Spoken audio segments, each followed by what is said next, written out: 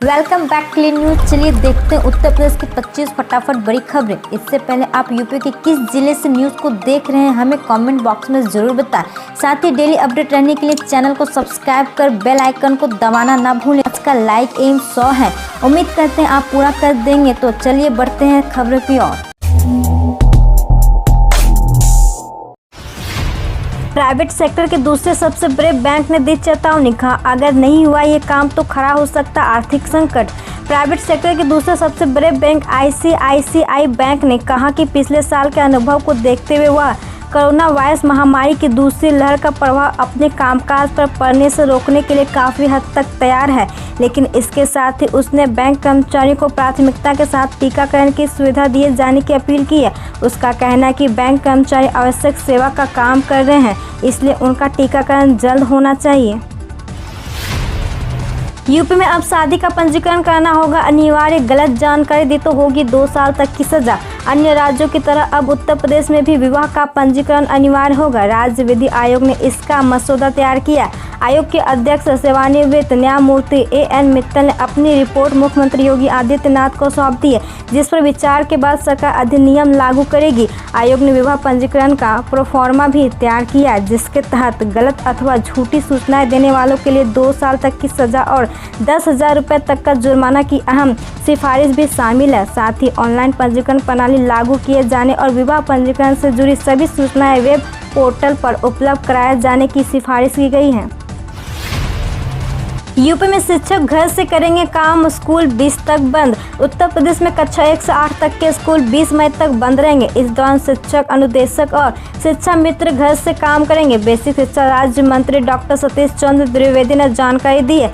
कस्तूरबा गांधी बालिका विद्यालय की शिक्षकों को भी घर से काम करने की अनुमति होगी। यूपी में नहीं होगी नियुक्ति में देरी, बस करना होगा ये काम। उत्तर प्रदेश में सरकारी नौकरी की तैयारी करने वाले युवाओं के लिए एक खुशखबरी है। अब उनकी नियुक्ति में चरित्र और शैक्षिक प्रमाण पत्रों का सत्यापन बाधा नहीं बनेगी, बल्कि वह खुद से सत्यापित करके नियुक्ति पत्र हासिल कर सके। दरअसल चरित्र और शैक्षिक प्रमाण पत्रों के सत्यापन प्रक्रिया के कारण देरी को देखते हुए योगी सरकार ने नई व्यवस्था लागू की है। यूपी पंचायत चुनाव काउंटिंग में एंट्री के लिए नेगेटिव रिपोर्ट जरूरी, सुबह 5 बजे से ही कोविड टेस्ट के लिए कतार। त्रिस्तरीय पंचायत चुनाव के मतगणना स्थल जाने के लिए कोविड की नेगेटिव रिपोर्ट होने के फरमान ने उम्मीदवारों और उनके एजेंटों की नींद उड़ा दी है। सभी ब्लॉक के सीएचसी में उम्मीदवार सुबह 5 बजे से ही कोविड टेस्ट करवाने के लिए लाइन लगे रहे हैं। सीएचसी पर दिन भर कोविड टेस्ट कराने वालों का मजमा लगा है। मुख्यमंत्री योगी आदित्यनाथ ने दी कोरोना को मात, कोविड रिपोर्ट आई नेगेटिव। उत्तर प्रदेश के मुख्यमंत्री योगी आदित्यनाथ ने कोरोना को मात दे दी है। सीएम योगी की कोविड रिपोर्ट नेगेटिव आई है। सीएम ने ट्वीट कर इसकी जानकारी दी है। सीएम ने शुभकामनाओं के लिए भी सभी का धन्यवाद भी दिया। यूपी लौट रहे प्रवासी मजदूरों के लिए योगी सरकार ला रही है 2 बड़ी योजनाएं। उत्तर प्रदेश में असंगठित क्षेत्र में कार्यरत श्रमिकों की सामाजिक सुरक्षा के लिए योजनाएं लागू की जाएगी। इसके तहत हादसे में मृत्यु या दिव्यांग होने पर 2 लाख तक की मदद और हर साल इलाज के लिए 5 लाख का बीमा लाभ दिया जाएगा। कोरोना काल में घर बैठे सिलाई कढ़ाई से करे कमाई, सरकार देगी 20,000 की मदद। लॉकडाउन के दौरान बेरोजगार हुए लोगों को स्वरोजगार के लिए प्रेरित करने के मकसद से यूपी सरकार टेलरिंग शॉप योजना चला रही है। इसके तहत अनुसूचित जाति एवं गरीब युवाओं और महिलाओं को सिलाई कढ़ाई के लिए 20,000 रुपये तक की आर्थिक मदद दी जा रही है। इससे आप घर बैठे स्वरोजगार कर सकते हैं। किसानों को राहत, इन सब्जियों पर 20,000 रुपये प्रति हेक्टेयर की मदद देगी यूपी सरकार। सब्जियों की खेती को बढ़ावा देने के लिए उत्तर प्रदेश सरकार एकीकृत बागवानी विकास मिशन के तहत किसानों को 20,000 रुपये प्रति हेक्टेयर की मदद करेगी। उत्तर प्रदेश बागवानी विभाग के निदेशक डॉक्टर आर.के. तोमर के अनुसार प्रदेश सरकार टमाटर, शिमला मिर्च, लौकी, तोरई आदि की फसलों पर 20,000 रुपये प्रति हेक्टेयर की मदद करेगी, लेकिन इसके लिए बुआई से पहले रजिस्ट्रेशन कराना होगा।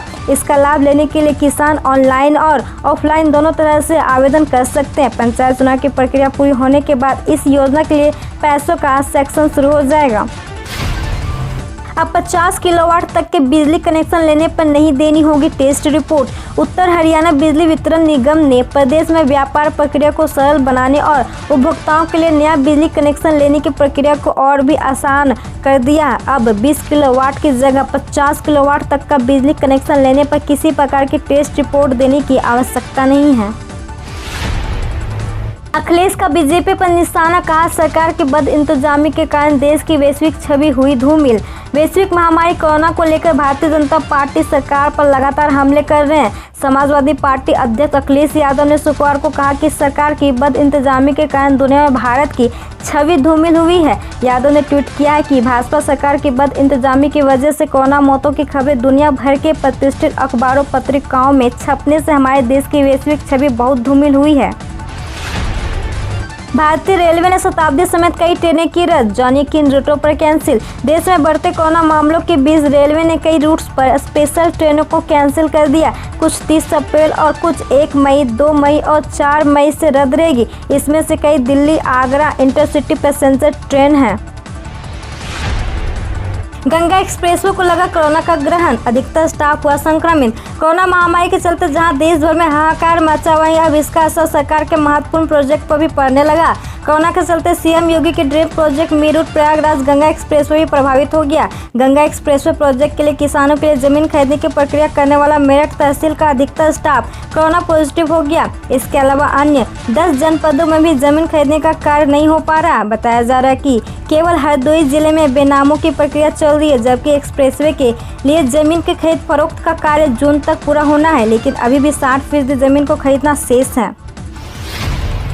कोरोना ने कम की उद्योगों की रफ्तार, कपड़ा, स्टील और अन्य सेक्टर में कम हुई मांग। कोरोना के बढ़ते संक्रमण ने उद्योगों की रफ्तार कम कर दी है। बाजार में स्टील, कपड़ा और अन्य सेक्टर को लेकर मांग कम हो गई है। उत्पादन पर भी प्रभाव पड़ रहा है। कई सेक्टर में प्रोडक्शन घटकर 40% तक आ गया। उद्योग की ऐसी स्थिति पर उद्योग संगठनों ने चिंता जताई है। श्री राम मंदिर ट्रस्ट के सहयोग से अयोध्या में मिलने लगा ऑक्सीजन। कोरोना संक्रमण के बढ़ते रफ्तार के बीच अयोध्या जनपद में ऑक्सीजन की कमी को पूरा करने के लिए प्लांट इंस्टॉल कर दिया गया। अयोध्या के मेडिकल कॉलेज में 4 प्लांट लगाया गया, जिसके लिए श्री राम जन्मभूमि तीर्थ क्षेत्र ट्रस्ट और अन्य लोगों के सहयोग माध्यम से किया गया है। डीजीसीए का बड़ा फैसला, 31 मई तक बड़ी इंटरनेशनल फ्लाइट पर लगी रोक। भारत ने शुक्रवार को अंतर्राष्ट्रीय वाणिज्य उड़ानों के परिचालन पर लगाए गए प्रतिबंध को 31 मई 2021 तक बढ़ा दिया है। हालांकि एयर ट्रेवल बबल व्यवस्था के तहत इंटरनेशनल पैसेंजर फ्लाइट का संचालन जारी रहेगा।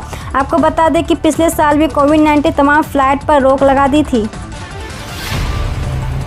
कोरोना से लड़ाई में सचिन तेंदुलकर ने भी बढ़ाया मदद का हाथ। मिशन ऑक्सीजन को दान दिए 1 करोड़ रुपए। कोरोना की दूसरी लहर से पूरा देश बुरी तरह से प्रभावित हो रहा। अस्पतालों में कोरोना संक्रमित मरीजों की भारी भीड़ है, वहीं ऑक्सीजन की ज्यादा आवश्यकता पड़ रही है। ऐसे में भारतीय क्रिकेटर्स सहित आईपीएल में खेल रहे विदेशी प्लेयर्स भी कोरोना से इस लड़ाई में अपना योगदान देकर भारत को सपोर्ट करें। दिग्गज क्रिकेटर सचिन तेंदुलकर ने भी कोरोना मरीजों के लिए ऑक्सीजन कंसंट्रेटर्स खरीदने के लिए 1 करोड़ रुपए दान दिए हैं। 38 पैसेंजर ट्रेन निरस्त, अगले आदेश तक नहीं चलेगी ये ट्रेनें। पूर्वोत्तर रेलवे प्रशासन ने 30 अप्रैल से अगले आदेश तक गोरखपुर सहित विभिन्न रूटों पर चलने वाली 38 पैसेंजर एक्सप्रेस को निरस्त कर दिया गया है। हालांकि इसमें सभी लोकल रूट पर चलने वाली ट्रेनें ही शामिल है। ऐसे ही संक्रमण फैलता रहा तो आने वाले दिनों में लंबी दूरी की ट्रेनों के पहिए भी थम जाएंगे। महामारी में अमेजन की बढ़ी करीब 3 गुना आय, जानिए सेल में कितना हुआ इजाफा। ऑनलाइन शॉपिंग में जारी उछाल के कारण अमेजन ने एक और रिकॉर्ड तिमाही दर्ज की है, जिसमें बिक्री पिछले साल की समान तिमाही के मुकाबले 44% बढ़कर 108.5 बिलियन डॉलर हो गई है। मार्च तिमाही में शुद्ध आय बढ़कर 8.1 बिलियन डॉलर हो गई है, जो कि 2020 की पहली तिमाही में 2.5 अरब डॉलर से करीब 3 गुना ज़्यादा है। जिससे पता चलता है कि इस महामारी के दौर में लाखों लोग ऑनलाइन ज़्यादा खरीदारी कर रहे हैं। अमेजन द्वारा तिमाही नतीजे जारी करने के बाद कंपनी के शेयरों में 3% से ज़्यादा का इजाफा देखने को मिला। रिलायंस क्वार्टरली रिजल्ट से पहले शेयर बाजार फिसला, टाइटन के शेयर में गिरावट। कल रिलायंस इंडस्ट्री के तिमाही नतीजे आ चुके हैं, उससे पहले शेयर बाजार में मुनाफा वसूली की वजह से गिरावट देखने को मिली। टाइटन के शानदार नतीजे के बाद शेयर में करीब 1.5% की गिरावट देखने को मिली। मौजूदा समय में सेंसेक्स 200 से ज़्यादा अंकों की गिरावट के साथ कारोबार कर रहा है, जबकि कारोबारी सीजन के दौरान यह गिरावट 500 अंकों तक पहुँच गई थी। वहीं निफ्टी 14,850 अंकों के पास कारोबार कर रहा। रिलायंस का शेयर सपाट स्तर पर कारोबार कर रहा, जबकि विप्रो और ओएनजीसी के शेयरों में करीब 3% की तेजी देखने को मिल रही है। कोरोना से बिगड़ते हालात के बीच भारत की जगह यूएई में हो सकता है T20 वर्ल्ड कप का आयोजन। भारत में कोरोना का कहर बढ़ता जा रहा है। देश में कोरोना के मामले तेजी से बढ़ रहे हैं। इस बीच आईपीएल के आयोजन को लेकर सवाल उठ रहे हैं। अब इस साल भारत में होने वाले T20 वर्ल्ड कप के आयोजन पर भी संशय के बादल मंडरा रहे हैं। बता दें कि इस साल T20 वर्ल्ड कप को भारत होस्ट करने वाला है। इसका आयोजन इस साल अक्टूबर में किया जाना है, लेकिन अगर देश में कोरोना के हालात ऐसे रहें तो इसका आयोजन कैसे होगा। ऐसे में T20 वर्ल्ड कप को संयुक्त अरब अमीरात में आयोजित किया जा सकता है। राहुल गांधी का केंद्र सरकार पर हमला, बोले 2 लाख से ज्यादा मृतक और जवाबदेही जीरो। कांग्रेस नेता राहुल गांधी ने शुक्रवार को एक बार फिर कोरोना के प्रकोप को लेकर केंद्र की नरेंद्र मोदी सरकार पर निशाना साधा। राहुल गांधी ने ट्वीट के जरिए तंज कसते हुए कहा कि 2 लाख से ज्यादा लोगों की मौत हो गई और जवाबदेही जीरो। उन्होंने कहा कि कर दिया सिस्टम ने आत्मनिर्भर। सोना चांदी खरीदने का शानदार मौका, 1000 रुपये से ज्यादा की आई गिरावट, जानिए ताज़ा भाव। अमेरिकी बॉन्ड यील्ड में तेजी के बीच कल सोना चांदी की कीमत में गिरावट दर्ज की गई। सोना 191 रुपये और चांदी 1062 रुपये सस्ती हुई। गिरावट के बाद दिल्ली सराफा बाजार में कल सोने का क्लोजिंग भाव 46,283 रुपये प्रति 10 ग्राम और चांदी का भाव 67,795 प्रति किलोग्राम रहा। कोविड की वजह से पीएम किसान योजना की किस्त आने में देरी, जाने कब मिलेगा पैसा। इस वित्त वर्ष में पीएम किसान योजना की पहली किस्त अभी तक नहीं आई है। कोरोना संकट में जब किसानों को पैसा की वाकई जरूरत हो सकती है तब इसमें देरी हो रही है। कुछ रिपोर्ट में बताया जा रहा है कि कोरोना संकट की वजह से ही इस बार किस्त आने में देर हो रही है। कुंभ का आधिकारिक समापन कल हुआ। कोरोना की वजह से स्थगित किया गया कार्यक्रम। अखाड़ों के महाकुंभ का समापन भी अंतिम शाही स्नान के साथ हुआ। सभी सन्यासी और बैरागी अखाड़ों के संतों ने कोविड नियमों का पालन किया। अधिकांश संत मास्क पहने हुए थे। पूजा अर्चना और शाही स्नान के दौरान भी शारीरिक दूरी का पालन किया गया। संतों ने स्नान में अधिक समय भी नहीं लगाया। हम रोज ऐसे ही न्यूज लाते रहेंगे, तो यदि आपने अभी तक क्लीन न्यूज को सब्सक्राइब नहीं किया है तो पहले फटाफट सब्सक्राइब कर लें, साथ ही बेल आइकन को दबा दें ताकि कोई अपडेट मिस ना हो।